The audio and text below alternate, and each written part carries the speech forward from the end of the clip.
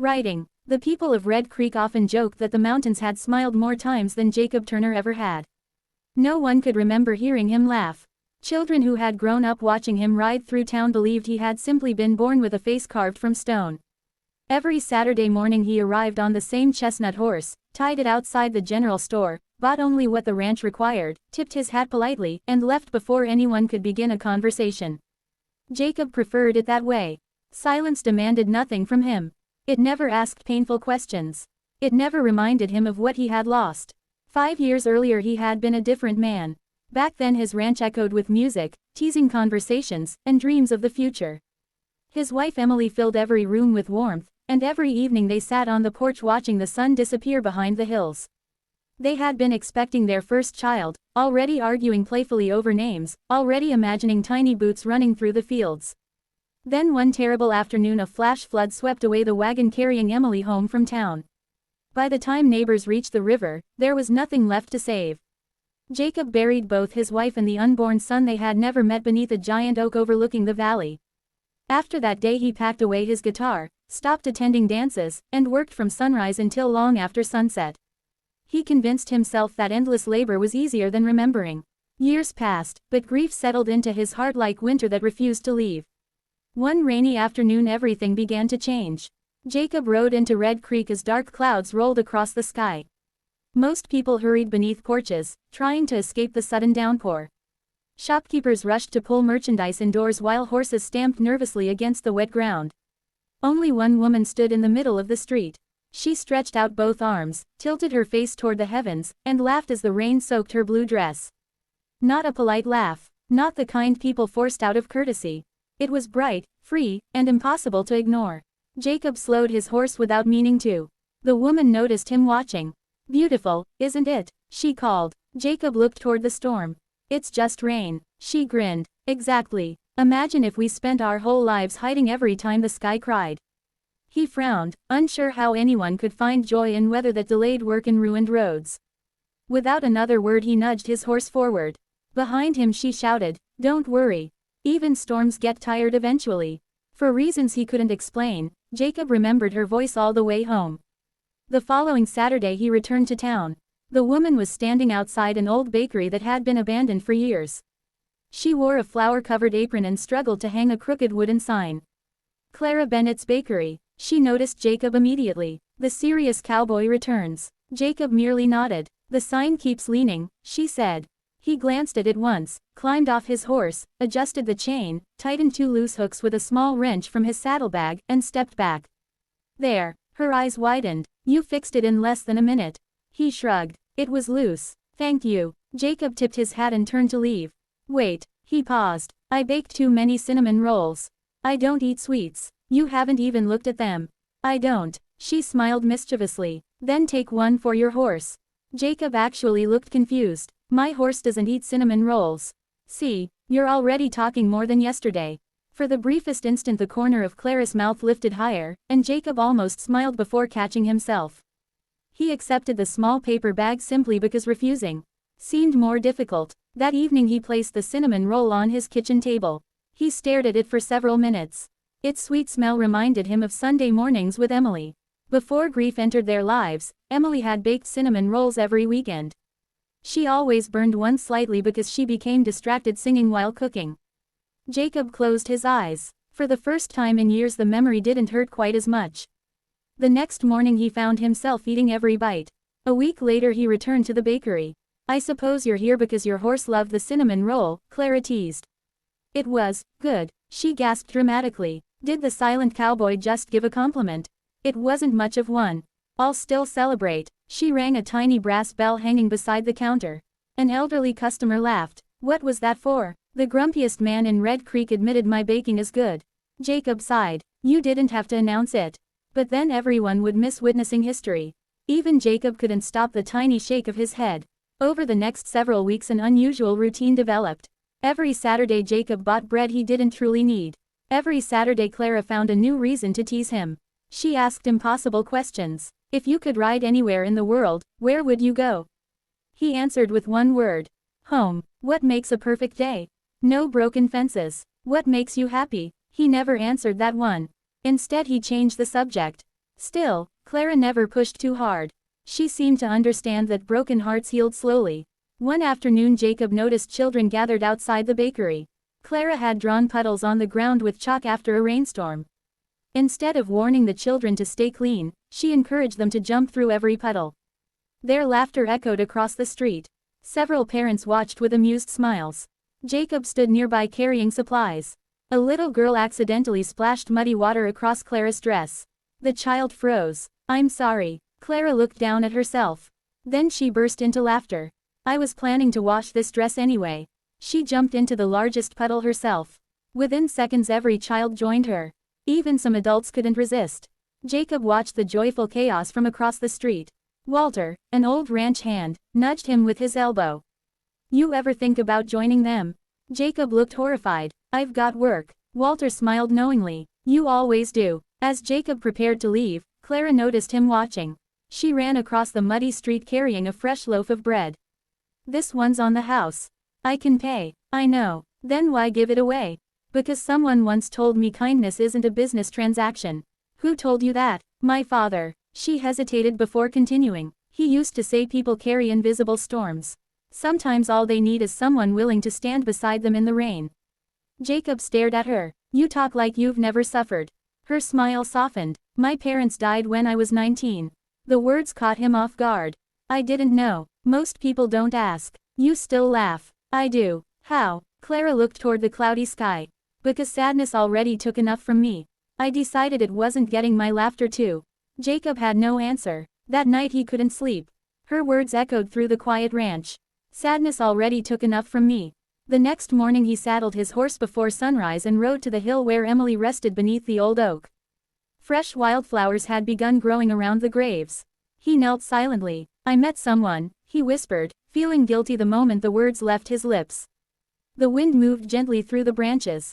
"I don't know why I keep thinking about her." He lowered his head. "I thought smiling again would mean I was forgetting you." A tear rolled down his face. For several minutes only the sound of birds filled the valley. Then a memory returned with startling clarity. Emily had once laughed while they watched a summer storm from their porch. She had leaned against him and said, "Promise me something." "What?" "If I ever leave this world before you do, don't stop living just because I'm gone." At the time Jacob had laughed and called the idea ridiculous. Now those forgotten words struck his heart like lightning. He sat there until the sun climbed high above the mountains. When he finally stood, he wasn't healed. The grief remained. The loneliness remained. But for the first time in 5 years, hope, small, fragile, and almost impossible to notice, rose quietly beside them. Here's part 2, continuing seamlessly from part 1. Writing. Jacob rode back toward Red Creek with Emily's words echoing in his mind. He had spent years believing that carrying sorrow was the same as honoring her memory. Now he wondered if she would have wanted something different. The thought stayed with him through the long week as he repaired fences, tended the horses, and watched summer slowly spread across the valley. When Saturday arrived, he found himself grooming his horse more carefully than usual. "You've got somewhere you want to be," Walter teased. "I need supplies." Walter smiled but said nothing. They both knew Jacob still had enough supplies to last another week. When he reached town, the bakery was unusually quiet. The front door stood open, but Clara was nowhere behind the counter. "Clara," he called. There was no answer. A faint crash came from the kitchen. Jacob hurried inside and found her standing on a chair, trying to reach a heavy sack of flour from a high shelf. The chair wobbled dangerously. "Don't move." She looked down and laughed. "I wasn't planning to." Jacob stepped forward, lifted the sack down with ease, and placed it on the counter. "You should have asked someone." "I did." "Who?" "You. You didn't ask me. I was hoping you'd walk in."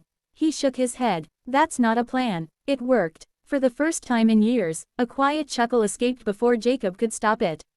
Clara's eyes grew wide. "There it is." "What?" "The laugh." It wasn't a laugh. It absolutely was. He tried to hide it, but the corners of his mouth lifted ever so slightly. Clara clapped her hands with delight. "I knew it. The famous cowboy does smile." Jacob looked away, almost embarrassed. It felt strange. "That's because you haven't done it enough." As the weeks passed, more people noticed the change. Jacob still worked harder than anyone else in the county, but he no longer rushed away the moment he reached town. Sometimes he stayed long enough to drink coffee in the bakery. Sometimes he listened while Clara told ridiculous stories about burning pies or chasing runaway chickens. More often than not, he left with a loaf of bread and a lighter heart. The townspeople whispered, "I haven't seen Jacob like this in years. It's because of Clara. She has a way of making everyone smile." One afternoon, dark clouds gathered over the valley again. The wind picked up faster than anyone expected. Sheriff Collins rode through town shouting warnings. Flash flood. Everyone get to higher ground. Panic spread immediately. Shopkeepers slammed shutters closed. Parents searched frantically for their children. Horses neighed as thunder cracked across the mountains. Jacob's heart froze. Flash flood. The words carried him straight back to the worst day of his life. For a moment he couldn't move. Then he remembered Clara. He spurred his horse toward the bakery. She was outside trying to secure loose tables before the wind carried them away. "Leave them," Jacob shouted. "They'll be ruined. They're only tables." She saw the fear in his face and nodded without another word. Together they hurried toward the hills as rain began falling in heavy sheets. Halfway there, they heard crying. A young boy stood trapped beside a swollen creek, too frightened to cross. Without hesitation, Jacob handed Clara the reins. "Stay here." The rushing water reminded him of everything he had lost. Every instinct told him to turn back. Instead, he stepped into the current. The water slammed against his legs, nearly knocking him down. "Jacob!" Clara cried. He kept moving. Each step felt like battling ghosts. When he finally reached the boy, the child threw his arms around him. "I'm scared." "I know." Jacob lifted him onto his shoulders. "We're getting out together." The return crossing proved even harder. The current had grown stronger. Several times Jacob stumbled, but he refused to let the boy fall. Clara waited at the bank, reaching out the moment they came close enough. Together they pulled the child safely onto dry ground. The boy's mother arrived seconds later, tears streaming down her face as she hugged her son. "Thank you," she sobbed. Jacob simply nodded. Only after everyone was safe did he realize he was trembling. Not from the cold, from memory. Clara quietly took his hand. "You crossed the river. I never thought I could. You didn't let your past decide someone else's future." They stood silently as the storm slowly passed. Sunlight broke through the clouds, sending a brilliant rainbow across the valley. Clara smiled toward the sky. "I told you storms get tired eventually." Jacob looked at the rainbow. Then he looked at her. "I used to think smiling meant I was leaving Emily behind." Clara listened without interrupting. "I visited her grave last week." He swallowed hard. "I remembered something she told me years ago." "What was it?" "She asked me not to stop living if she was gone." A gentle tear rolled down Clara's cheek. "She must have loved you very much."